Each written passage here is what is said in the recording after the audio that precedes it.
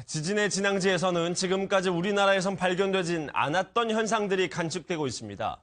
지진으로 땅 밑이 뒤틀리고 섞이면서 물과 모래가 땅 위로 올라오는 이른바 액상화 현상도 발견이 됐는데요. 손기준 기자가 직접 현장 취재했습니다. 흙 사이로 물이 솟아나 물길을 만들었습니다. 메말라 있어야 할 논바닥은 이미 군데군데 물에 젖었습니다. 노흙과 다른 땅속 모래도 곳곳에 쌓여 작은 모래 화산을 형성했습니다. 지진 때 땅속 모래와 물이 땅 위로 솟구치며 생긴 일명 액상화 현상입니다. 진앙지 근처에서 발견된 모래 화산입니다. 우리나라에서 지진으로 인해 모래 화산이 발견된 건 이번이 처음입니다. 이러한 액상화 현상은 지표면에 나온 물과 모래의 양만큼 지반을 약화시켜 침하를 유발합니다. 흔들면 어떻게 되냐면은 물 따로 모래 따로 놀겠죠. 물이 올라오면은 물 부피만큼 내려앉는 거죠. 과거 경주 지진은 지표면이 단단했지만 이번에는 지반이 연약해 액상화 현상이 벌어진 것으로 보입니다. 과거 일본에서도 지진 때문에 생긴 진동보다 액상화 현상에서 비롯된 지반 침하가 더 큰 피해를 불러왔습니다. 따라서 이번 지진으로 발생한 건물 파손도 액상화 현상 때문인지 조사가 필요해 보입니다. MBN 뉴스 송기준입니다. 날은 추워지고 대피소 생활이 길어지면서 이재민들도 지쳐가고 있습니다. 더욱더 힘들게 하는 건 언제 집에 돌아갈지 모른다는 건데요. 정작 이재민들의 거주지를 위한 매뉴얼은 어디에도 없다고 합니다. 이어서 김영경 기자입니다. 이재민들로 가득 찬 임시 대피소. 갑작스런 추위에 담요를 둘러보기도 하고 마스크를 끼고 잠을 자는 모습이 마치 전쟁터를 방불케 합니다. 어떤 상황이고 뭐 그런 것도 묻지도 않아요. 묻는 사람 없었어요. 기둥 대부분의 금이가 철근이 고스란히 보이는 한 건물. 위험도 조사를 나온 공무원들은 외관만 보고 벽면에 빨간 딱지만 붙일 뿐 이후 어떻게 할지 주민 판단에 맡깁니다. 이렇다 보니 사용 제한이나 위험 등급이 나와도 보수할지는 건물주의 몫입니다. 통제만 하고 있는 거잖아요. 네, 그리고 사유지니까 우리가 전적으로 다 해야 된다고 하셔가지고. 포항시 재난안전대책본부에는 건물의 위험도만 평가할 수 있는 지침만 있을 뿐 거주지 확보에 관한 매뉴얼은 없습니다. 그런 매뉴얼은 없고요. 어떤 행동할 수 있는 매뉴얼은 있어요. 우리나라와 달리 일본은 거주지부터 확보할 수 있는 명확한 지침이 있어 지난해 구마모토현에서 발생한 규모 6.5 지진 때 이재민들의 큰 혼란을 피할 수 있었습니다. MBN 뉴스 김영현입니다. 시진핑 중국 국가주석의 대북 특사가 본격적으로 일정을 시작했습니다. 첫날부터 북한 2인자인 최룡해를 만나서 선물까지 건넸고 곧 김정은도 만날 것으로 보입니다. 중국이 북한에 손을 내밀고 있는 것으로 보이는데요. 이 분위기가 대화까지 이어질지 관심을 모으고 있습니다. 주진희 기자입니다. 우리의 국회의사당에 해당하는 북한의 만수대 의사당에 중국 숭따오 대외연락부장이 들어섭니다. 북한의 2인자 최룡해가 반갑게 맞이하자 중국에서 가져온 전통 문양의 선물을 꺼냅니다.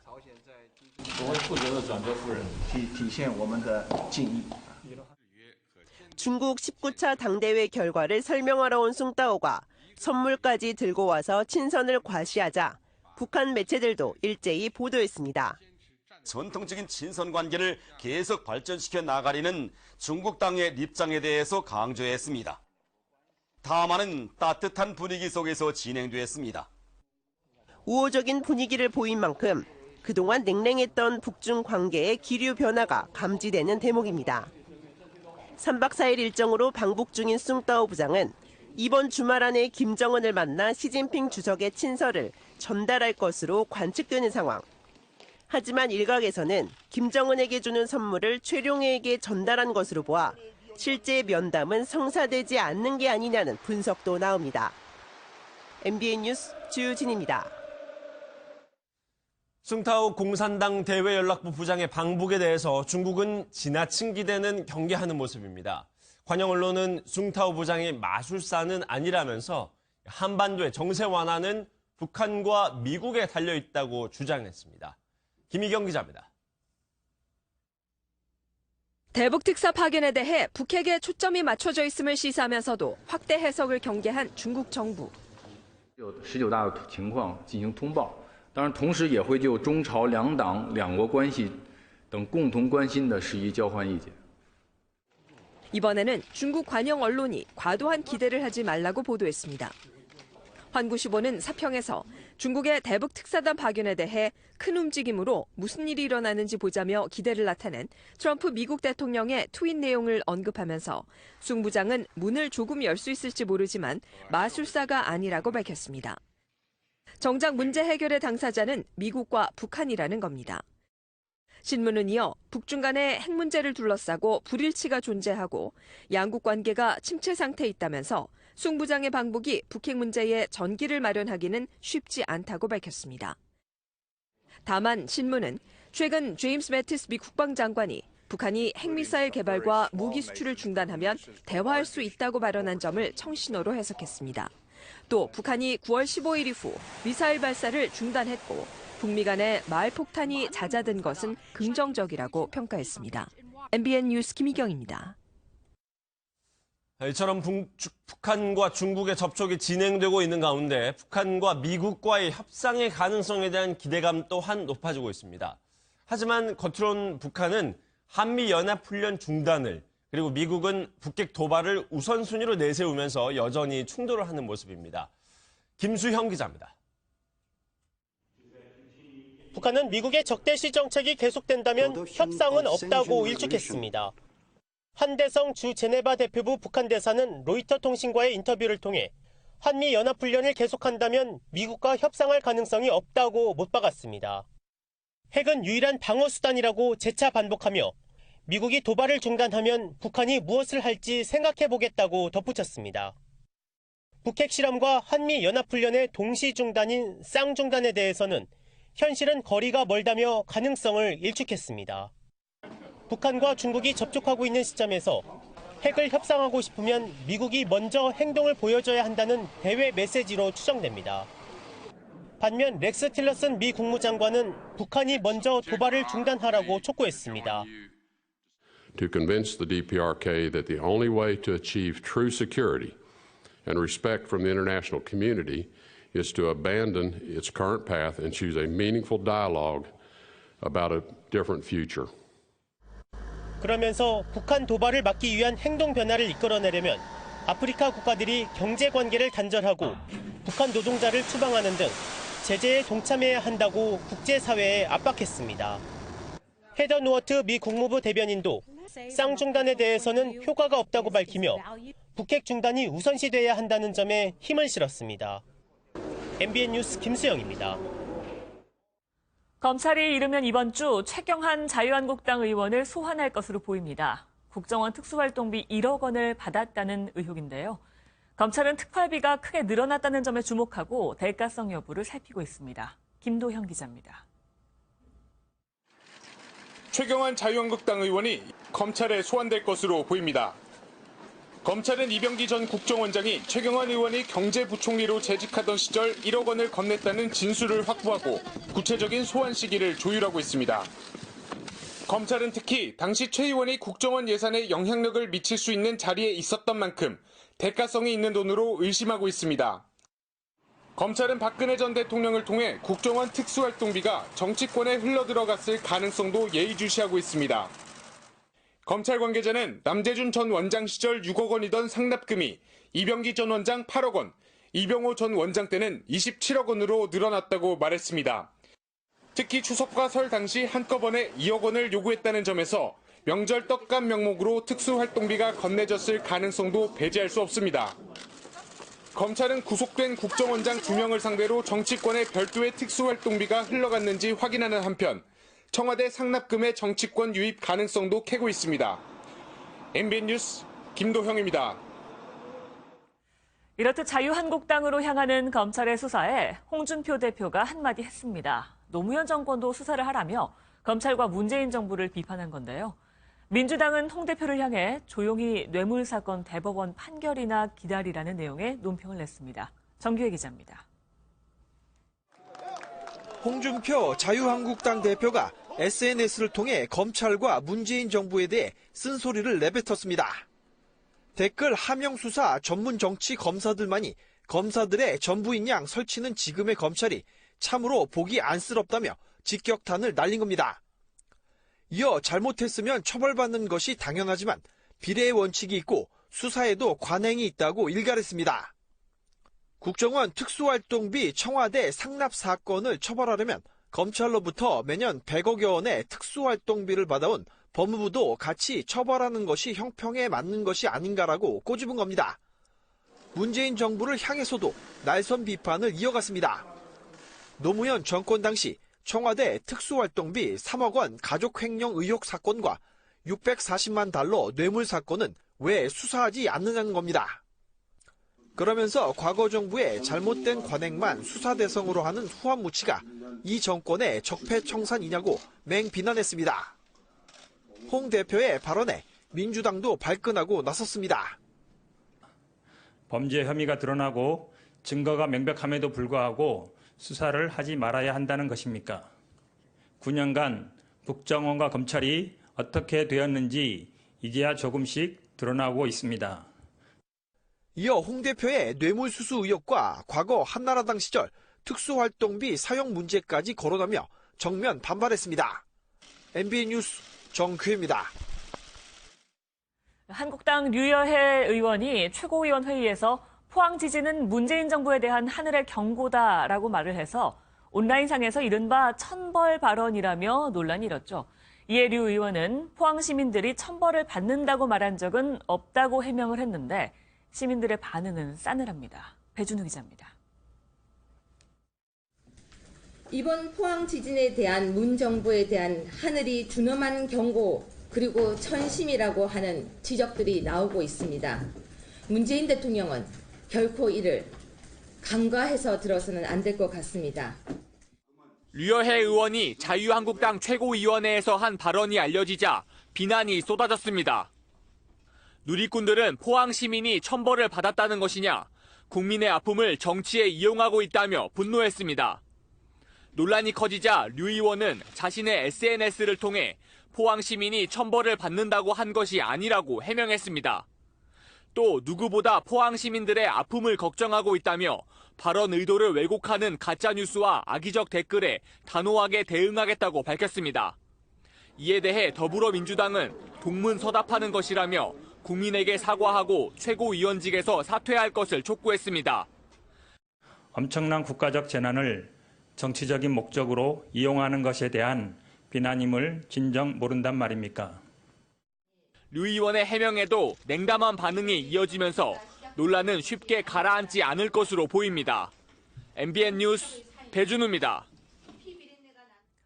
트럼프 미국 대통령은 한미 FTA에서 불공정 무역의 대표적 사례로 자동차를 꼭 이야기하곤 하는데요. 조사 결과 한미 FTA 이후에도 국산 자동차의 대미 수출은 정체된 것으로 나타났습니다. 반면 미국 자동차의 국내 수입은 빠르게 늘고 있다고 합니다. 이상은 기자입니다. 한미 FTA에 따라 2016년부터 한국산 승용차에 대한 미국 측 관세 2.5%는 철폐됐습니다. 하지만 이 관세가 철폐된 이후에도 한국 자동차의 대미 수출은 감소하거나 제자리 걸음한 것으로 나타났습니다. 한국무역협회에 따르면 올해 국산 자동차의 대미 수출 금액은 112억 5,900만 달러로 작년 같은 기간보다 200만 달러 늘어나는 데 그쳐 증가율 0%를 기록했습니다. 국산차의 대미 수출 증가율은 지난해에도 전년보다 10.9% 줄어든 바 있습니다. 미국이 한미 FTA 발효 후 한국 시장에서 점유율을 2배나 늘린 것과 대조됩니다. 미국산 자동차의 국내 수입은 올해 13억 500만 달러로 작년 같은 기간보다 4.6% 늘었습니다. 한국도 미국 자동차에 대한 수입 관세를 2016년 완전히 없앴는데 한국과는 달리 미국은 한미 FTA 관세 철폐 혜택을 크게 본 것으로 분석됩니다. MBN 뉴스 이상은입니다. 30년이 넘게 집권한 대통령에게 물러나라면서 짐바브웨에서 대규모 집회가 열렸습니다. 아내가 대통령직을 물려받으려 하자 군부가 쿠데타를 일으켰고 시민들이 즉각 환영했습니다. 우종환 기자입니다. 시민들이 환호하며 행진하고 차들도 줄지어 나갑니다. 대열을 지나가는 군인들을 격려하고 한 시민은 군인이 신고 있는 군화를 닦아주기까지 합니다. 정부를 장악한 군부를 환영하며 로버트 무가베 짐바브웨 대통령 퇴진을 촉구하는 집회입니다. 시위가 드문 짐바브웨에서 대규모 집회는 이례적입니다. We must go. We are very excited today. We are very happy. Yes, thumbs up. Yes. Happy independence. 아프리카 남쪽에 있는 짐바브웨는 무가베 대통령이 37년 동안 집권해 왔습니다. 하지만 나이가 많은 무가베 대통령을 이어 아내인 그레이스 무가베가 대통령직을 물려받으려는 낌새를 보이자 군부는 쿠데타를 일으켰습니다. It is our strong and deeply considered position that if drastic action is not taken immediately, our beloved country, Zimbabwe, is definitely headed to becoming a neo-colony again. 군부는 무가베 대통령을 관저에 연금했고 권력 투쟁에서 밀려 해외로 도피했던 전직 부통령을 귀국하게 했습니다. 무가베 대통령은 사퇴할 의사가 없다고 버티고 있지만 군부와 시민들의 요구가 강한 만큼 짐바브웨는 수십 년 만에 정권 교체가 이루어질 것이라는 전망이 나옵니다. MBN 뉴스 우종환입니다. 강용석 변호사가 자신과 불륜설이 돌았던 도도맘 김민아 씨의 전 남편에게 손해배상을 청구했었는데요. 남편이 자신의 명예를 훼손했다고 2억 원을 내놓으라고 했지만 결과는 패소였습니다. 김한중 기자입니다. 지난 2015년 유명 블로거인 도도맘 김민아 씨와 불륜설에 휩싸였던 강용석 변호사. 도도맘은 강 변호사가 단순한 친구에 불과하다고 해명했고 강 변호사 역시 불륜설을 강하게 부인했습니다. 남자 사람 친구라는 게 여자인 이렇게 동성애 친구하고 같은 의미를 두고 있지 않을까. 지인들 중에 한 명인 건데.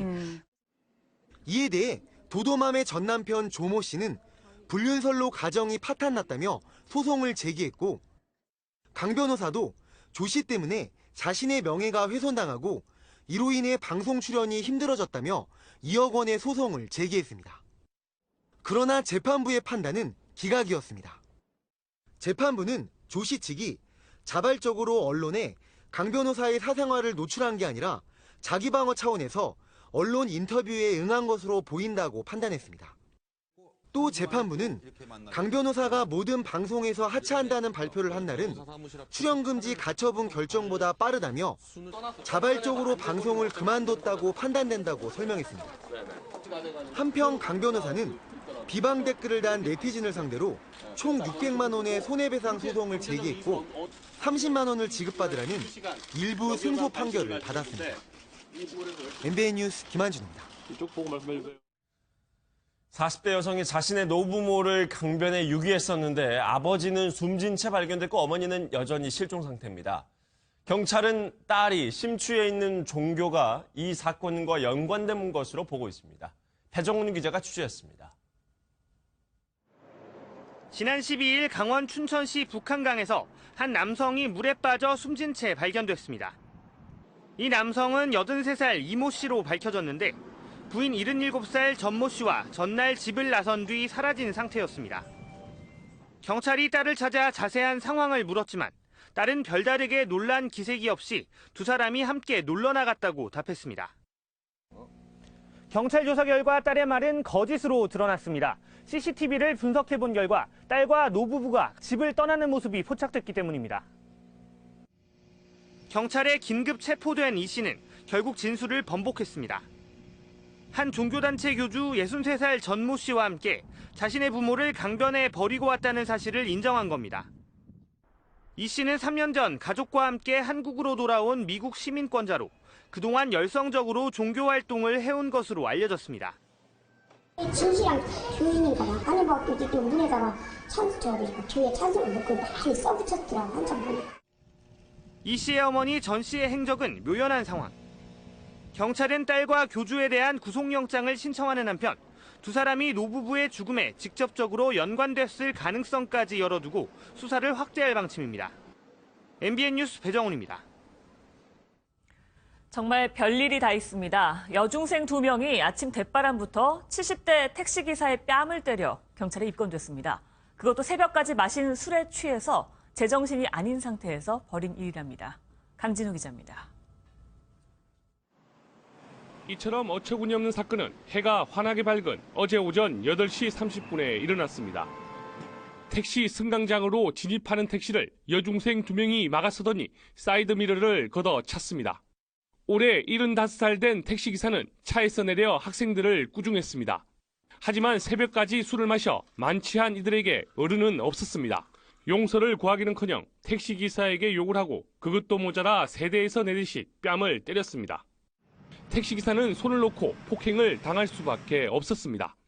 택시기사는 때리지 않고 그냥 가만히 있었어요? 아이 그럼 나이가 75세인데. 이들은 경찰에서 새벽까지 술을 마셔 기억이 나지 않는다고 진술했습니다.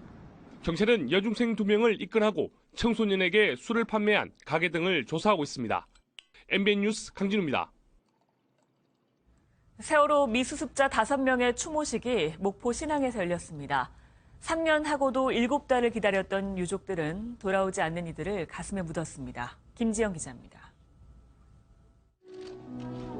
오열하는 유족들 사이로 영정이 들어오고 노란 꽃 사이에 차례로 놓입니다. 가족의 품으로 돌아오지 못한 세월호 미수습자는 단원고 학생 남현철 박영인 군과 양승진 교사, 권재근 씨와 아들 혁규 군 이렇게 5명. 그렇게 못 나와. 그리운 가족의 이름을 외치며 영정 앞을 떠나지 못하던 유족들은 한 송이 꽃을 마지막으로 1312일 동안의 기다림을 접었습니다. 유해 대신 유품으로 채워진 5개의 관은 목포 신항을 떠나 서울과 안산의 장례식장에 안치됐습니다. 영정 앞에서 묵념하고 허리 굽혀 절하며 시민들도 희생자들을 추모합니다. 가족들의 그런 선택이 쉽지 않았던 만큼 또 선택하신 것들이 헛되지 않게 이웃들이 잘 보듬고 감싸 안고 같이 가면 좋을 것 같아요. 이낙연 국무총리를 비롯해 여야 정치권 인사들도 빈소를 찾아 마지막 길을 위로했습니다. 뼈조각 하나라도 찾고 싶었던 유가족들은 세월호 참사 같은 일이 다시는 반복되지 않기를 기원했습니다. MBN 뉴스 김지영입니다. 전북 고창의 한 오리 농가에서 고병원성 조류 인플루엔자 AI 항원이 검출됐습니다.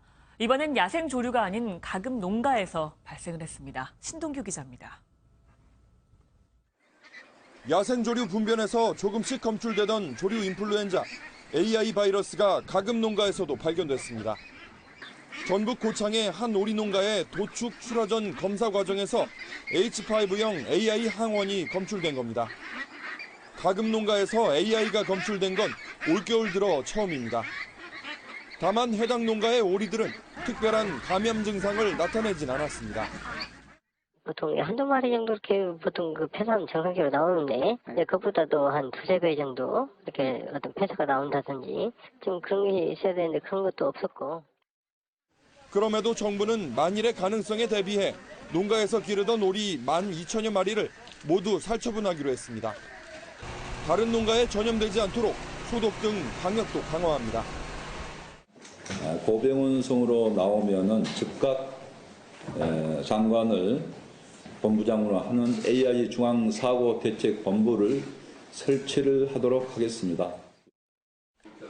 농가에서 검출된 AI가 고병원성인지는 이틀에서 사흘 뒤에 밝혀질 걸로 보입니다. MBN 뉴스 신웅규입니다. MBN 연중기획 원아시아 기업 한류가 뜬다 마지막 시간입니다. 이번 시간에는 12억 인구 대국 인도에 불고 있는 김치 한류 현장을 취재했습니다. 김태희 기자입니다. 인도 남부에 위치한 대도시 첸나이. 식품 매장 한쪽에 우리 김치가 판매되고 있습니다. 오가는 손님들 모두 김치에 눈길을 보냅니다. And spicy, that really, it's like what can I say? It's like watery. It's really nice, juicy, it's tasty. 김치 수출길이 뚫리면서 우리 교민들에게도 희소식이 아닐 수 없습니다. 한국 식품을 좀 구하기 어려운데 여기서 직접적으로 살 수 있어서 참 편리하기도 하고. 지난 5월 첸나이 지역에서 처음으로 팔리기 시작한 한국 김치는 델리와 뭄바이 등 다른 지역으로까지 판매처를 넓혀가고 있습니다. 향신료에 익숙한 인도인들이 마늘, 고추 등을 선호하면서 김치가 인기 제품이 됐기 때문입니다.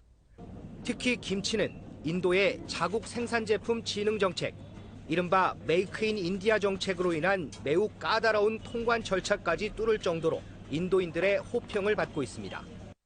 김치 한류가 확산되면서 라면과 과자 등 다른 식품들도 인도 진출을 타진하고 있습니다. 김치를 시작으로 더 다양한 국내 식품들이 12억 인구를 공략하기 위한 준비를 시작하고 있습니다. 인도 첸나이에서 MBN 뉴스 김태일입니다.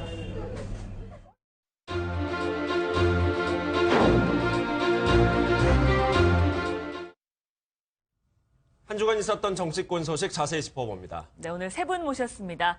현근택 더불어민주당 부대변인, 변환봉 자유한국당 수석부대변인, 김철근 국민의당 대변인 함께합니다. 안녕하세요. 네, 어서 오십시오. 안녕하세요.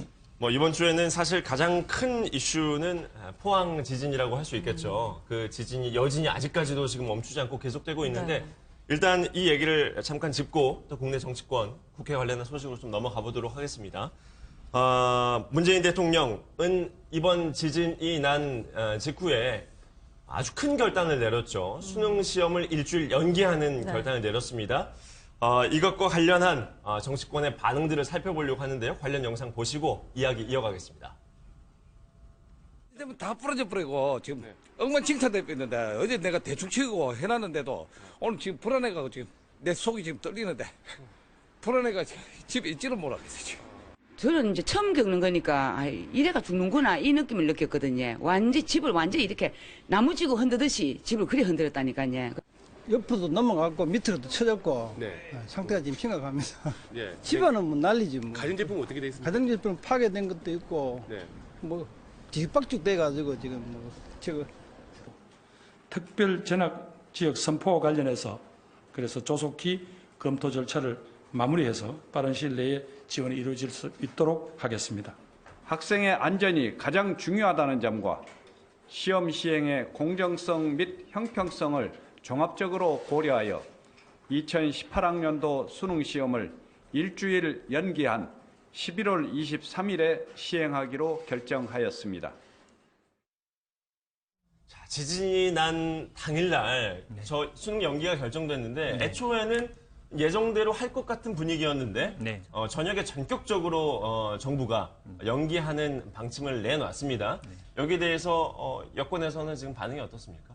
일단은 수능 연기는 대체로 잘했다는 반응인 것 같습니다. 그리고 그 결정을 아마 할 수 있게 된 가장 중요한 건 아마 그 정치적인 결단력이 있는 김부겸 행정장관이 어쨌든 대구에 가서 현장의 목소리를 듣고 바로 아마 뭐 교육부총리한테 그 건의를 하고 교육부총리가 그 대통령한테 직접 건의하는 방식으로 됐기 때문에 현장의 어떤 의견이 바로 신속하게 국가 최고 의사결정권자한테 전달이 된 것 같습니다. 뭐 야권에서는 뭐 다른 생각일 수도 있을 것 같은데 일단 수능을 일주일 연기한 것 그리고 그걸 포함해서 지금 현장에서 정부의 대응이 계속적으로 이루어지고 있지 않습니까? 여기에 대해서도 짧게 평가를 좀 해주시죠. 현재 정부의 대응이라면 수능을 일주일 연기한 거 외에는 아직 구체적인 대응 방침은 없는 것 같습니다. 그러니까 이제 특별 재난 지역 선포라든가 예산을 어느 정도 지원할 것인지 여부, 재피난민들에 대해서 어떻게 조치를 취할 것인지 그 외에도 양산단층과 장산단층이 이제 활성화되고 있다는 문제점이 상당히 있는데 이런 이제 지진 문제에 대해서 어떻게 대응할 것인지 그러에 대해서는 종합적인 대책이 나와야 될 것 같습니다. 미시적으로 수능을 일주일 연기한다는 것 외에 국민들이 궁금한 것은 그 피난민들의 이재민들에 대한 어떻게 지원을 해줄 것인지 또 지진에 어떻게 앞으로 대처할 것인지 그런 청사진을 보고 싶어하는 것이 아닌가 그에 대한 대책은 아직 좀 보이지 않는 것으로 조금 아쉽습니다. 재난 현장에서의 대응이 좀 부실하고 있다라는 말씀이신데 김 대변인님도 한 말씀 해주시죠. 잘한 건 잘했다고 얘기해야죠. 일단 뭐 재난 문자를 바로 보내고 그다음에 수능을 일주일 연기하고 이런 것은 적절한 조치였다 이렇게 보입니다. 근데 우리 현 부대변인은 대통령이 아이디어 내고 결단을 했다는데 다른 말씀을 하셔서 이 재난을 극복해 나가는 과정인데 여기에 좀 집중을 해야지. 여기서 뭐 또 대통령 홍보하듯이 이렇게 누구의 결단이라고 얘기하는 건 좀 적절치가 않았고요. 지금 우리는 지진이 작년에 지금 경주 5.8, 이번에 포항 5.4잖아요. 그래서 지진의 안전지대가 아니라고 이제 볼 수가 있는 거고, 지금부터 중장기적으로 예를 들면 그 활성단층 지도라든지, 그다음에 지진에 대한 내진 설계 강화라든지 이런 대책들도 나와야 되고요. 지금 며칠이 안 됐기 때문에 우선 가장 급한 것은 집에를 못 가고 계십니다. 그러니까 그 집이 나온 집이 들어갈 수 있는 집인지 아닌지 이불이라도 가지고 올 수 있는 집인지 자체가 확인이 좀 안 되고 있는 거기 때문에 이런 현장의 문제를 빨리 좀 시급하게 행정력을 동원해서 좀 대처해 주셨으면 좋겠다 이런 말씀을 드리겠습니다. 네. 제가 그렇게 말씀드린 건 아니고요. 네, 현장의 목소리가 바로 최고의사결정권자한테 바로 전달이 됐고 그 과정이 어쨌든 신속하게 됐다. 이전에 뭐 다른 세월호라든지 이런 거에 비해서 그런 부분이 좀 많이 나아졌다, 개선됐다 이렇게 말씀드린 부분입니다. 네. 이번에 포항 지진이 일어나고 나서 이제 실시간 검색어를 관련한 내용들이 많이 채웠었는데요. 그중에 하나가 차지했던 게 류열 최고위원의 발언이었습니다. 먼저 영상으로 보시고 이야기를 이어가겠습니다. 이번 포항 지진에 대한 문 정부에 대한 하늘이 준엄한 경고 그리고 천심이라고 하는 지적들이 나오고 있습니다. 문재인 대통령은 결코 이를 간과해서 들어서는 안 될 것 같습니다. 내일 또다시 누가 불의의 객이 될지 걱정해야 하는 지금의 대한민국은 결코 정상이 아닌 것 같습니다. 내일 신문 보기가 또 두렵습니다. 그러니까 이게 류열 최고위원은 천심이다라고 얘기를 했는데 SNS 상에서 돌아다니면서 이게 천벌이다라고 얘기한 것처럼 왜곡이 됐다라고 류 최고위원은 일단 해명을 한 겁니다. 네. 예, 이에 대해서 어떻게 보셨습니까? 사실 정치인들은 이제 말로써 하는 거기 때문에 말에 좀 더 신중할 필요가 있겠죠. 네. 그리고 이제 제1야당에 위치해 있는 만큼 이제 아까 앞서 말씀드렸던 것처럼 지진에 대해서 어떻게 대응을 할 것인지 정부의 대응은 어떻게 될 것인지 좀 준엄하게 꾸짖는 것이 필요할 것 같습니다. 다만 이제 일각의 이런 민심의 지적도 있다라는 것을 전달하려고 했었던 것 같지만 이제 사실 그보다는 좀 더 이제 다른 분에 초점을 맞춰야 되는데 이제 말씀하시는 데 있어서 지나치게 좀 날것의 언어를 많이 하신 것이 아닌가 좀 국민들이 오해할 수 있는 소지가 있다는 것은 공식적인 그러니까 카메라가 지금 찍고 있는 최고위원의 회의 석상에서 이 발언이 나온 거지 않습니까? 그러면 지금 일단 내부에서는 다소 부적절했다 이런 분위기가 더 물론 일부 많습니까? 부적절하다는 평가도 물론 있죠. 네. 예, 그리고 본인이 말씀하셨던 것처럼 그냥 일각의 의견을 전달한 것이다라고 말씀하셨지만 또 당내에서는 일부 부적절했다는 의견도 분명히 존재하고 있습니다. 또 그냥 또 그렇게 일반의 여론의 그 의견을 전달하는 것도 필요하지 않겠느냐라는 의견도 있긴 하겠지만 어쨌든 전체 국민들을 대상으로 하는 것인 만큼 조금 더 이제 언어 선택에 우리가 신중을 해야 되지 않을까라고 생각을 합니다. 지금 민주당에서는 최고위원직 사퇴까지 해야 된다라고 지금 얘기를 하는 상황이죠. 제가 어제 논평을 냈는데요. 일단은 그 해명을 들어보니까요. 이런 취지였던 것 같습니다. 그러니까 뭐 조선시대에도 뭐 국가적인 재난이 나면 왕이 뭐 내 탓이다 이렇게 하는 건데 그거는 사실은 좀 기우제도 지내고 근데 그거는 사실은 예전에 어떤 뭐 약간 미신적인 요소가 있는 것이고요. 지금 과학적으로 어쨌든 우리가 원인을 분석하고 이런 시대이기 때문에. 뭐 예전에는 재난이 일어나면은 뭐 왕의 부득이 소치다 뭐 이렇게 해석을 하고 그랬습니다. 네. 그것도 또 스스로 왕이 먼저 내가 부득이 소치라 얘기를 하는 경우는 있지만 백성들이 뭐 왕 탓이다 이렇게 얘기하는 건 좀 아닌 것 같고요. 그리고 가장 중요한 거는 이 재난, 국가적인 재난이지 않습니까? 이거에 대해서 여야정이 한 마음으로 돼서 위기를 하고자 하고 있고 이런 거에 어찌 보면 좀 찬물을 끼얹는 행위가 아닌가 이렇게 보고 있습니다. 그래서 뭐 말이야 뭐 천심, 천벌이냐 그게 중요한 게 아니고요. 그런 어떤 이 국가적인 재난을 어떤 정치적으로 이용한다. 이거에 대한 아마 비난이 가장 많은 것 같습니다. 국민의당 역시 뭐 이 발언에 대해서는 좀 부적절했다라는 입장이시죠? 제1야당 최고위원으로서 국가적 재난에 너무나 비과학적인 그 언사를 하면서 이렇게 비난하는 것은 반대를 위한 반대로 보이는 자유한국당으로서 전혀 득이 안 되는 부적절한 발언이죠. 그리고 홍준표 대표조차도 그 발언을 하는데 오버하면 기사 안 된다고 자꾸 얘기를 하지 않습니까? 이런 걸 봤을 때는 자유한국당의 이제 구성원이고 최고위원이라고 했을 때 지금 자유한국당이 처해 있는 상황을 좀 보시면 국정농단의 그 책임 있는 세력이었고 그다음에 여전히 지금 당내에서 친박과 뭐 비박, 홍준표 대표 대 뭐 김무성 대표까지 이렇게 당내도 굉장히 어지러운 상황인데 과거에 박근혜 대통령 국정농단의 상황을 극복하고 새로운 보수의 모습을 보여줘야 되는데 그것은 하지 않고 마치 문재인 정부의 잘못을 끄집어내려고 하는데 그것도 제대로 근거와 논거를 가지고 얘기를 해야 되는데 자연재해를 하늘의 뜻이니 천심이니 천벌이니 이렇게 얘기하면 국민들이 글쎄 과연 제1야당을 믿을 수 있도록 하기가 오히려 좀 불편하지 않을까 이런 생각을 좀 해봅니다. 네, 류 최고위원은 이제 이런 비판들이 쏟아지고 또 민주당에서는 사퇴하라라는 얘기까지 나오니까 민주당이 자기 반성부터 해야 된다. 뭐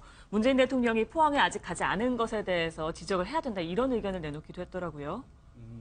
물론 이제 그분 최고위원의 위치에 있긴 하지만 또 그분 개인의 정치는 의견이라고 생각을 합니다. 네네. 그것이 저 자기 당내 공식적인 의견은 분명히 아니라는 점을 말씀을 드리고 네. 물론 이제 일각에서 뭐 이제 또 문재인 대통령 싫어하는 쪽에서는 또 그렇게 또 해석할 수도 있겠죠. 근데 이제 그분께서 지나치게 공개적인 자리에서 이제 한쪽의 의견을 말씀하셨다라는 것은 조금 약간 유감스러운 측면이 있긴 하지만 전반적으로 저희 당의 입장에서는 앞서 말씀드렸던 것처럼 이제 이 지진에 대한 대책이라든가 이재민에 대한 대책이라든가 그것에서 초점을 맞추고 있다라는 점을 말씀드리는 게 좋을 것 같습니다. 예, 워낙 뭐 포항 지역에 지금 큰 피해를 당했고 전 국민이 지금 사실 좀 불안해하고 있지 않습니까? 이럴 때 좀 정치권에서는 좀 발언을 좀 조심했어야 하지 않나 이런 아쉬움은 남는 것 같습니다. 지진도 겪었지만 어쨌든 문재인 정부는 지금 이제 취임 200일째를 맞는데요. 네. 계속해서 지지율은 고공행진, 그러니까 70%대의 안정적인 지지율을 보이고 있습니다. 잠깐 현 정부의 지금까지에 있었던 여러 가지 정책들에 대해서 평가를 좀 해보려고 하는데요. 일단 가장 잘한 점, 또 가장 못한 점 이런 것들에 대해서 좀 얘기를 나눠보도록 하겠습니다. 먼저 여권에서는 가장 잘한 점, 또 조금 아쉽다라고 생각하는 점은 어떻게 보고 계실까요?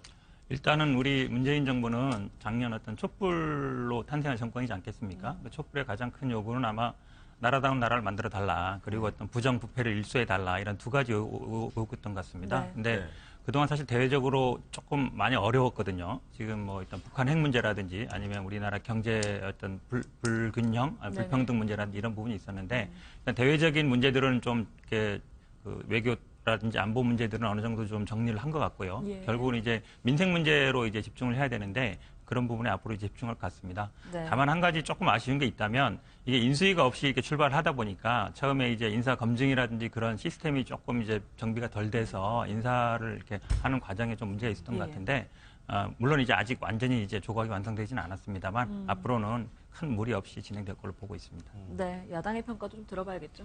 일단 문재인 현 정부에 대해서 긍정적인 점을 평가한다면 그 과거 노무현 정부 때와 같이 권위주의를 타파하고 소통에 앞장선다는 모습은 상당히 긍정적으로 평가를 해야 될 것 같습니다. 어쨌든 청와대의 문턱을 낮추고 대통령이라는 지위가 우리와 전혀 동떨어진 곳이 아니라 국민과 다가갈 수 있다는 좀 준점. 그것은 분명히 바람직한 지도자의 모습이고 상당히 긍정히 평가할 수가 있습니다. 네. 다만 이제 한 가지 아쉬운 점을 들고자 한다면 이제 적폐청산이라든가 과거의 문제에 대해서 지나치게 집착하고 있는 것이 아닌가. 현 안보 정세라든가 경제 상황을 볼 때 미래에 대한 지속 가능한 비전을 제시하면서 좀 미래에 대해서 뭔가 이야기를 해야 되는데 지나치게 과거만 보고 있는 것이 아닌가라는 아쉬운 점은 있습니다. 실업 대책에 있어서도 공무원을 지원해서 해결하겠다라든가 아니면 소득 주도 성장을 통해서 이 자칫 이제 혈세로서 모든 것을 해결하겠다라는 점 이런 점에서는 조금 아쉬운 점이 있어서 정말 지속 가능한 발전에 대한 어떠한 비전을 가지고 있는지 이제 그에 대해서 좀 이야기를 해주면 좋을 것 같습니다. 네, 역시 뭐 예상했던 대로 자유한국당 쪽에서는 적폐청산 무리한 수다다라는 부분과 일자리 문제를 지적해 주셨는데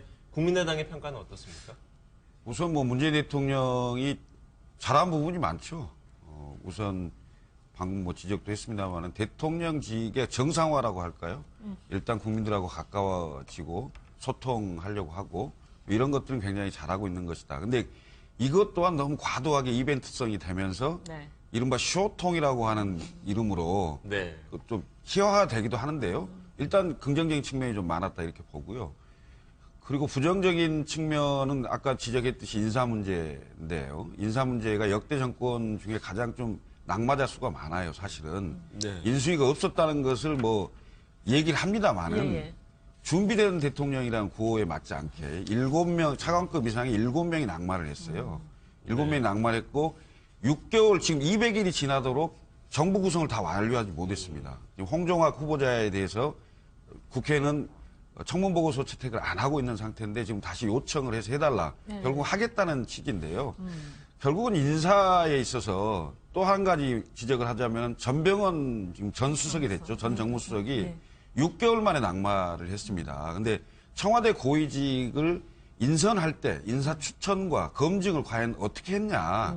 제가 보기에는 언론사도 거의 대부분 알고 있었고 검찰 주변도 알고 있었고 여의도 정가에서는 전병헌 전 수석에 대한 그런 혐의점 부분들이 일정 부분 다 알려져 있었는데 몰랐다면 무능한 거고 알았다면 무엇 때문에 전병헌 수석을 임명하도록 했는지 저는 청와대 인사 추천과 검증 라인이 이제는 좀 혁신해야 되는 거 아니냐 이런 좀 아쉬움이 있습니다. 이런 게 있고요. 그다음에 정책으로 본다면 과요불급한 정책들이 좀 있죠. 저는 방향은 옳지만 너무 급합니다. 예를 들면 최저임금제 같은 경우도 16.7%인가 4%가 올라가서 급격히 올린 겁니다. 그러면 내년 1월 1일부터 적용이 될 건데 그 적용 대상은 거의 대부분 피해를 받을 수 있는 사람들은 자영업자고 중소업자들입니다. 중소기업 하는 분들인데 이분들의 어떤 경제적으로 어려움 오는 부분에 대한 대책을 이번 내년 예산에 3조 원을 지금 뭐 정부가 지원하겠다는데 민간 회사에 세금을 지원한다?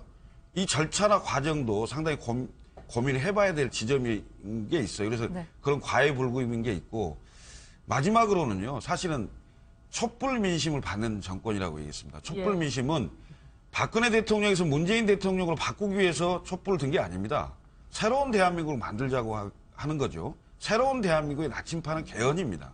이 개헌에 대해서 내년 6월 지방선거에서 하겠다는데 크게 세 가지입니다. 하나는 제왕적 대통령제에 대한 그 권력구조 개편이 있어야 되고 그다음에 지방분권, 국민기본권인데 제왕적 대통령제에 대한 개헌에 대해서 대통령과 정부 여당이 상당히 적극적이지 않습니다. 개헌은 해야 된다 하면서 자꾸 지방분권과 기본권 얘기만 하고 있어요. 애초에 국민들이 생각했던 새로운 대한민국의 그 구상, 그 구상에 반드시 필요한 건 제왕적 대통령제의 폐해를 막기 위한 권력구조 개편이라는 것을 말씀드리고 이거 준비 빨리 해주셔야 돼요. 시간이 별로 없습니다. 근데 이 부분에 대해서 너무 회피하려고 하거나 아니 제가 보기에는 정말 믿고 싶지 않습니다만은 안 하려고 하는 건 아닌지 의심스럽습니다. 네, 한마디 안 할 수가 없는데요. 일단 작년 촛불의 요구가 개헌이었다. 이 부분은 사실은 저는 좀 다르게 생각합니다. 작년 새로운 대한민국. 새로운 대한민국이 이꼬로 이제 개헌이냐. 그러니까 새로운 대한민국에 많은 분들이 얘기하는 거는 어떤 부정부패를 일소하고 그다음에 뭐 어떤 고위 공직자들의 어떤 그 국가를 이용한 사적 어떤 이익을 취하는 이런 행태에 대해서 굉장히 분노한 것입니다. 그리고 국가 구조를 어떻게 바꿔달라. 그러니까 새로운 대한민국은 맞는데 그게 반드시 개헌이냐. 개헌 이외에 다른 방법들도 많이 얘기가 나왔던 것이고요. 그러니까 그 촛불의 요구가 개헌이다라까지 연결하는 건 조금 오버인 것 같고요. 그다음에 개헌 부분은 분명히 문재인 대통령이 내년 지방선거와 동시에 국민투표를 실시하겠다. 그리고 만약에 국회에서 논의가 안 되면 독자적으로 개헌안을 내겠다라는 게 지금도 확고한 방침으로 알고 있습니다. 네, 그러니까 개헌을 넘어서 촛불 안에는 뭐 여러 가지 새로운 대한민국을 만들고자 하는 여러 가지 의견들이 담겨 있었다라는 얘기였던 걸로 정리해 보겠습니다.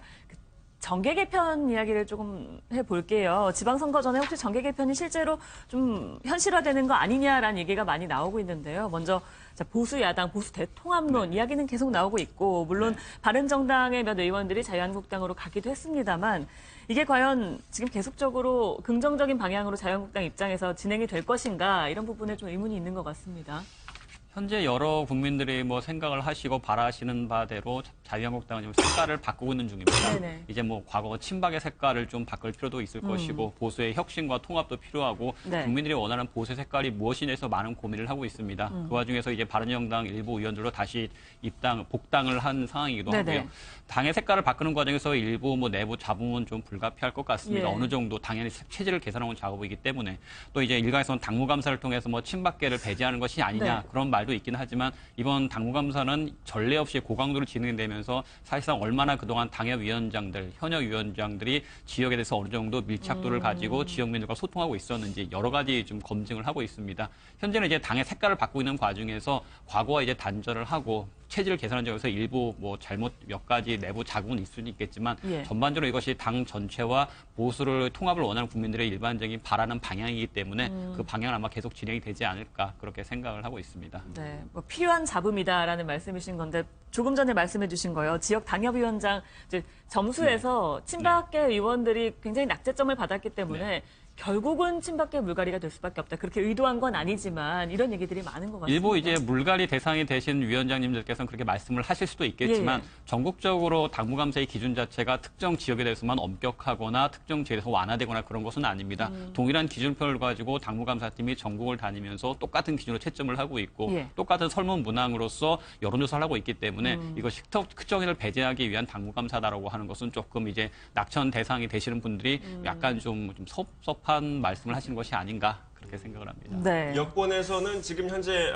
보수 대통합이 진행되고 있는 모습 어떻게 좀 보고 계십니까? 이건 뭐 다른 당 얘기를 저희들이 뭐 이렇게 할 건 아닌 것 같고요. 근데 한 가지 좀 아쉬운 거는 우리 홍준표 대표가 어쨌든 친박 핵심이라 할 수 있는 서청원, 최경환 의원에 대해서 뭐 어떻게 조치를 하겠다 그랬는데 정우택 원내대표가 뭐 약간 애매한 입장을 취하면서 사실은 할 것처럼 하다가 안 해버렸거든요. 그래서 지금 현재 당무감사도 물론 뭐 지금 수석 부대님께서 말씀하시지만 이게 어찌 보면 좀 흐지부지 되지 않을까 이런 생각을 좀 제가 보기에는 좀 그럴 것 같은 가능성이 있는 것 같습니다. 예, 지금 얘기해 주신 그 부분은 지금 어떻게 진행이 되고 있습니까? 월 말에 이제 당무감사위원회 결과를 최고위원회에 보고를 해서 발표를 할 예정인데 뭐 저희 이제 듣기로 상당수의 그 교체가 있을 것으로 예상이 되고 있습니다. 그래서 흐지부지 되기보다는 아마 이번에 고강도의 그 개혁과 인적 쇄신이 이루어지지 않을까 지금 예상을 하고 있습니다. 네. 근데 현실적으로 그게 될까요? 뭐냐면 지켜보시면 될 것 같아요. 물론 이제 뭐 하시려고 하는 그 세력이 있고 거기서 밀려나지 않으려고 하는 세력이 있잖아요. 근데 지금 그 홍준표 대표하고 김무성 이제 전 대표 다시 입당하신 그다음에 그 전에 대선 때 그 넘어가신 13명. 그래서 사실은 그러니까 당협위원장을 해야 되실 현역 의원들이 많죠. 이분들의 자리를 어떻게 만들어줄 것인가 굉장히 큰 고민일 거고 그러니까 그분들 뿐이 아닙니다. 또 새로운 인물에 대한 이런 그 요구들이 있는데 현재 구성상 그 박근혜 전 대통령만 지금 사실은 제명된 거고 제명안이 의결된 서청원 의원 그다음에 최경환 의원은 의원총회도 붙이지 못하는 상황인데 과연 그 당무감사로 현역 의원을 지역위원장을 안 주는 이런 상황이 될까? 만약 이런 상황이 됐을 때 당내의 어떤 내용 상황은 제가 보기에는 지금 수준하고 전혀 다른 거의 전쟁 상황이 될 거라고 보는데요. 그렇게까지 몰고 갈 수 있느냐. 근데 물론 지켜봐야 되겠습니다만은 쉽지 않겠다. 이런 생각이 듭니다. 그래서 사실은 보수 대통합은 현실적으로 어려운 상황이 되는 거죠. 상황이다. 네.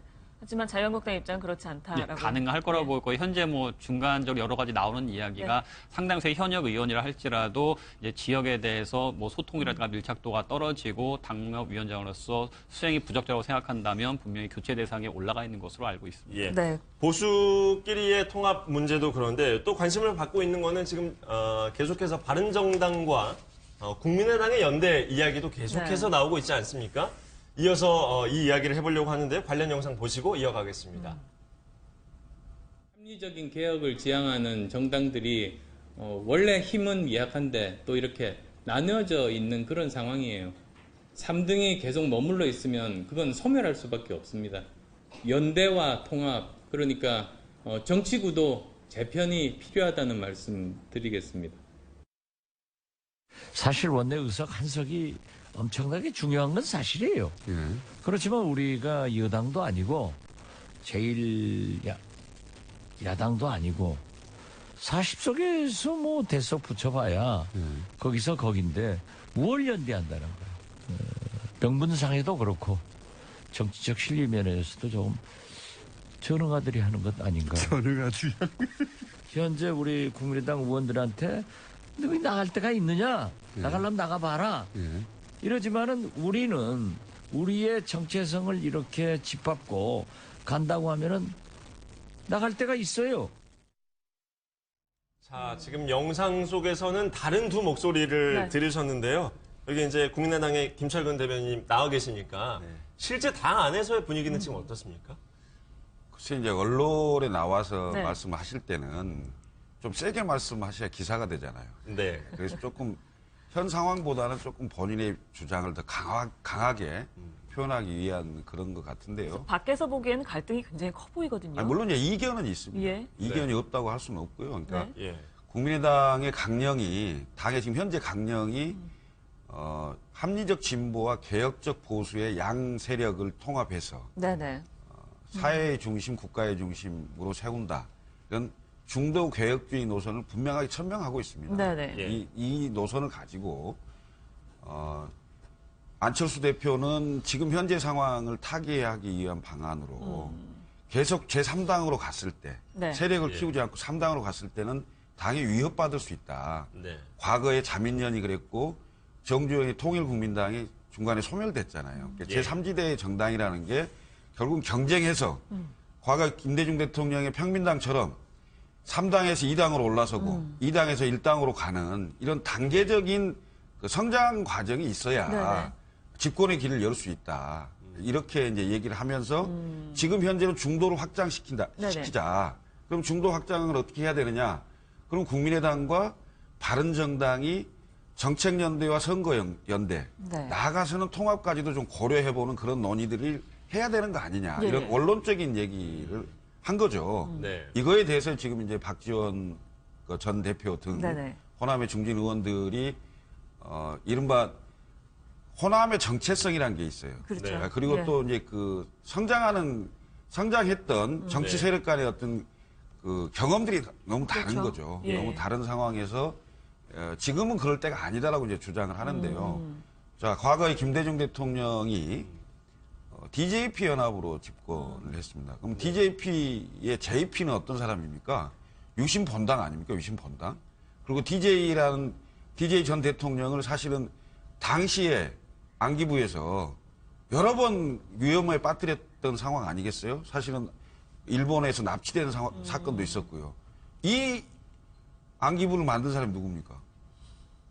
JP 아닙니까? DJP에서 JP 아닙니까? 그런 분하고도 협력을 해서 집권의 길을 열었던 게 있습니다. 그런데 저는 현재 지금 국민의당이 21일 날 끝장 토론을 하기로 했죠. 끝장 토론이라고 이제 표현을 이름을? 했는데 제가 보기엔 한 4시간에서 5시간 정도의 의원총회를 할 겁니다. 의원총회를 해서 그때 이제 시작을 하는 거라고 저는 봅니다. 이런 논의를 당내 의원들의 의견, 그다음에 그 다음 날 또는 그 다음 날 정도에 2, 3일 이내에 원외 지역위원장들 그 회의를 할 겁니다. 그래서 거기서 의견 수렴하고 어느 정도는 일반 당원들까지 의견 수렴을 해서 지금 현재 국민의당의 힘을 가장 잘 모으면서 그 중도 외연 확장을 할 수 있는 방법이 뭔지 그걸 좀 찾아내지 않겠느냐.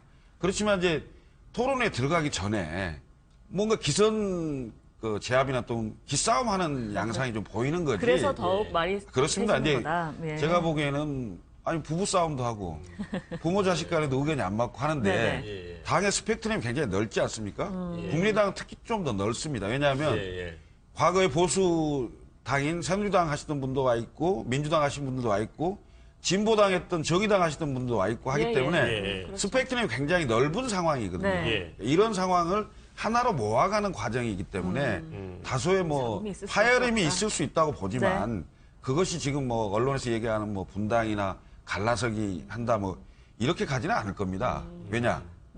지금은 뭉쳐서 하는 거거든요. 그런데요. 들려오는 얘기로는 호남 중진 일부 의원들은 또 민주당이랑 합당 얘기를 한다고 들었는데 이거 뭐 물밑에서 좀 그런 얘기보다는요. 아마 저는 좀 이 갈등 봉합이 쉽지 않을 걸로 보고 있습니다. 왜 그러냐면 약간 저는 동상이몽이라고 봅니다. 그러니까 안철수 대표 같은 경우에는 목표가 대통령입니다. 대통령이기 때문에 이분이 사실은 이 당의 어떤 이 현재의 구도에서 그러니까 민주당에 굉장히 어찌 보면 차기를 보는 후보들이 많고요. 근데 이제 국민당이라든지 아니면 이제 보수당에서는 확실한 주자가 없지 않습니까? 그래서 어쨌든 안철수 대표인 경우에는 이 중도라든지 보수 쪽을 끌어안아서 자기가 차기에 어쨌든 대통령 선거에 출마하려는 목표이기 때문에 근데 그렇지만 이 호남 의원들이나 이분들은 다음에 이제 재선되는 게 더 중요한 문제거든요. 그래서 사실은 서로가 목표가 다르다. 그래서 갈등이 쉽지 않을 걸로 보고요. 갈등 봉합이 쉽지 않을 걸로 봅니다. 그러니까 안철수 대표의 목표와 그 외에 이제 호남을 베이스로 하고 있는 기반으로 두고 있는 의원들의 목표가 다르다라는 그렇죠. 말씀이십니다. 맞습니다. 그래서 끊임없이 지금 그 보수 자유한국당 쪽에서도 차라리 우리로 들어와라 이런 얘기들이 나오는 게 어쨌든 안철수 의원이 중도를 넘어서 이제 보수까지 끌어안으려고 하는 이런 소위 말하는 저건 그게 빅텐트라 보거든요. 그걸 빅텐트를 통해서 집권을 하겠다는 목표이기 때문에 서로의 생각 완전히 다르다. 예. 그리고 이거는 단순히 지금 불거진 문제가 아니고 그전에도 계속 있었던 문제입니다. 6.15 선언을 승계할 거라든지 아니면 5.18을 뭐 강령에 넣을 거라는 문제라든지 기본적으로 계속 충돌해왔던 문제들이 네. 지금 이제 분출한 문제라서 제가 보기엔 갈등 봉합은 쉽지 그렇다면 않고 동상이몽이라는 표현까지 써주셨는데 종국에는 이렇게 좀 갈라설 수도 있다 이렇게 좀 보고 계십니까? 뭐 그거까지는 잘 모르겠는데요. 어쨌든 지금 이제 4당이 됐다가 지금 3당이 되지 않았습니까? 다시 또 뭐 3당 됐다가 이렇게 4당 될 수도 있지 않을까 개인적으로 그렇게 보고 있습니다. 네, 근데 한 말씀을 드려야 되겠어요. 예. 왜냐하면 오해의 소지가 있어요. 마치 그 중도 보수 통합 이렇게 해서 자유한국당까지 뭔가 같이 할 수도 있는 것처럼 얘기하는데 전형적인 민주당의 마타도우입니다. 마타도우고 절대 그럴 일 없고요. 예. 자유한국당하고 통합할 일은 없습니다. 왜냐? 국정농단 세력이 원죄입니다. 원죄가 있는 세력과 저희는 안 할 것이고 아울러서 네. 민주당과의 통합도 없습니다. 저희들은 지금 현재는 중도 확장, 중도 개혁 확장을 통해서 새로운 집권의 길을 열어보겠다고 노력하고 있는 사람들이기 때문에 전혀 생각도 안 해본 일에 대해서 자꾸 그런 마타도를 하는 것은 옳지 않다. 제가 통합한다고 한 건 아니고요. 보수 세력 일부까지 좀 끌어들이려고 한다. 예. 이렇게 말씀드립니다. 네, 자유한국당 이야기 안 들어볼 수가 없겠네요. 김철근 대변인이 말씀대로 국민의당이 상당히 스펙트럼이 넓습니다. 네. 그러니까 이제 말씀하신 것처럼 합리적 진보서부터 개혁적 보수까지 모두 다 아우르려고 하는 상황입니다. 만약 국민의당이 뭐 자강론을 가지고 정말 스스로 확장을 넓겠다, 외연을 넓히겠다고 한다면 네. 민주당에서 반대하시는 분들, 자유한국당이라든가 바른정당에서 반대하시는 분들을 좀 더 소집해서 넓히는 방향으로 간다라면 정말 뭐 말씀하신 것처럼 계속 외연을 확장해가면서 뭔가 개혁적 보수, 중도 보수 입장을 내세우겠다라고 볼 수 있겠죠. 네. 근데 말씀하셨던 것처럼 형대 대변인 말씀하셨던 것처럼 안철수 대표의 입장은 볼 때 지금 민주당이라든가 호남 정체성의 그 뿌리를 둔 외연 확장보다는 바른정당에 대한 구애를 하시면서 지나치게 개혁 보수, 말씀하시는 개혁 보수라든가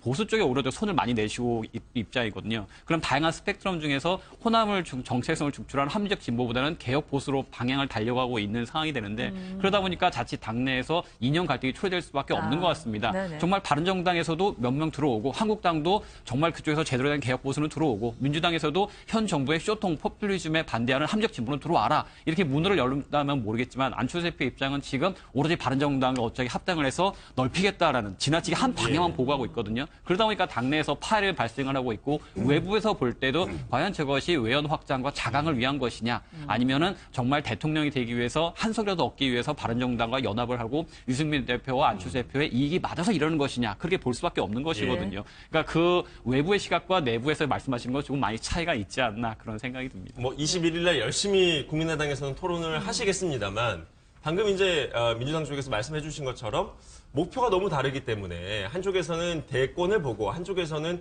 호남을 기반으로 해서 계속 국회의원 활동을 또 해야 되기 때문에요. 이런 분들의 마음을 어떻게 이제 설득을 할 것이냐 이게 상당히 중요해 보입니다. 근데 해석의 차이일 수 있는데 그 마음이 다르다고 볼 수 없습니다. 지금 4년이나 남아있는 그 다음 대통령 선거를 생각하면서 지금 뭔가를 한다고 하는 것은 다분히 너무 급한 그 성급한 해석이라고 저는 봐요. 보고 있고 가장 급한 것은 내년에 지방선거입니다. 지방선거에서 제3세력이 세력을 확장하지 않는 상태에서 이대로 치루어지는 상황이 된다면 굉장히 어려움을 겪을 수 있는 거기 때문에 일단 정체성, 그러니까 우리의 정체성이라는 아까 말씀드렸듯이 합리적 진보와 개혁적 보수의 양날개에 해당되는 정당이든 개인이든 많은 분들이 같이 할 수 있는 분들을 같이 형성을 해서 세력을 형성을 해서 선거를 치러내야 된다 이런 생각을 하고 있는 거죠. 근데 지금 예를 들면 방금 우리 변한봉 그 대변인께서 말씀하셨듯이 무슨 자유한국당에도 문 열고 민주당에도 문 열고 그것은 저희 중도 개혁 세력이 힘이 세졌을 때 그리고 국민들로부터 안정감을 그 받고 신뢰를 얻어서 정말 집권 가능한 그 세력으로 인정받을 수 있을 때 그것은 저희가 문을 열지 않아도 다 오게 돼 있다고 저는 생각합니다. 그래서 우선은 국민의당을 더 크게, 더 큰 국민의당으로 만드는 과정에 제가 보기에는 박지원 전 대표든 정동영 의장님이든 이런 분들도 크게 다르지 않을 것이다. 네. 이렇게 생각하고 있습니다. 네, 21일 날 또 끝장 토론이라는 워크숍을 한다고 하니까요. 한번 지켜보겠습니다. 저희 오늘 말씀은 여기까지 하겠습니다. 고맙습니다. 벌써 이렇게 추우면 한겨울에는 얼마나 더 추울까 걱정되는 요즘입니다. 오늘은 어제보다도 더 춥겠는데요. 오늘 서울의 아침 기온이 영하 6.6도까지 내려갔고 충주는 영하 9.2도, 철원은 영하 11.5도까지 뚝 떨어졌습니다. 한낮에도 기온이 크게 오르지 못해서 서울과 충주가 4도, 철원이 3도 선에 머물겠습니다. 찬바람이 강하게 불어 체감 추위는 더 심하니까요. 오늘 외출하실 때 옷을 든든하게 입으셔야겠습니다. 찬바람과 함께 날이 점점 더 건조해지고 있습니다. 동해안 지역은 여전히 건조특보가 계속되고 있고요. 서울을 포함한 수도권 곳곳에도 건조특보가 확대됐습니다. 한편 포항과 경주, 울산과 부산에는 강풍주의보가 발표됐습니다. 오늘 바람이 매우 강하게 불 것으로 보이니까요. 피해 없도록 주의하셔야겠습니다. 현재 전국이 대체로 맑지만 해상에서 만들어진 눈구름대의 영향으로 백령도에는 눈이 내리고 있습니다. 이 구름대가 점차 남동쪽으로 이동하면서 오늘 낮까지 경기 남부와 충남, 호남에서는 눈이 날리거나 빗방울이 떨어지는 곳이 있겠습니다. 오늘 낮 최고 기온은 서울이 4도, 대전이 5도, 대구가 7도에 머물겠습니다. 이번 주에는 비나 눈이 내리는 날들이 많겠습니다. 날씨였습니다. 뉴스와이드 1부 마치겠습니다. 함께해 주신 여러분 고맙습니다.